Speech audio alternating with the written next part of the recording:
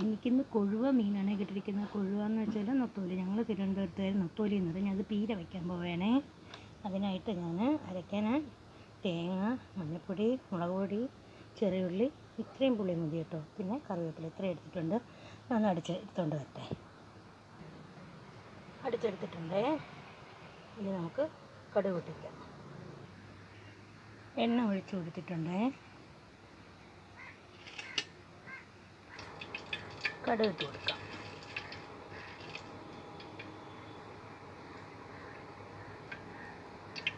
നമുക്ക് ഉള്ളി ഇട്ട് കൊടുക്കാം.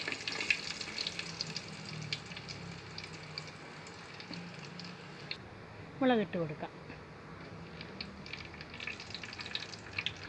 കുറച്ച് കറിവേപ്പില ഇട്ട് കൊടുക്കാം. ഇനി അരപ്പൊന്നിട്ട് കൊടുക്കാം. വേണ്ടില്ലേ,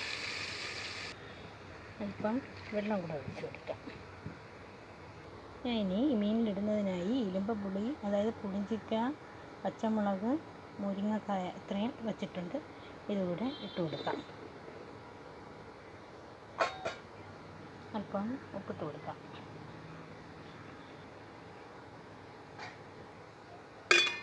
ഇതൊന്ന് ഇളക്കി വെച്ച് കൊടുക്കാം. ഇതൊന്ന് നന്നായി വെന്ത് വറ്റി വരണം. എന്നിട്ടാണ് നമ്മൾ മീനിട്ട് കൊടുക്കുന്നത്. ഒന്ന് തുറന്ന് നോക്കാം. തിളയ്ക്കുന്നുണ്ട് കേട്ടോ.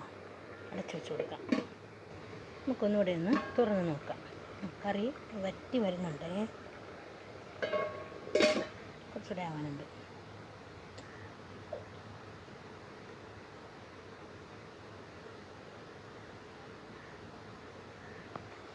നമുക്ക് മീനിട്ട് കൊടുക്കാം. ഒന്ന് ഇളക്കി വയ്ക്കാം. അല്പം കറിവേപ്പില ഇട്ട് കൊടുക്കാം കേട്ടോ.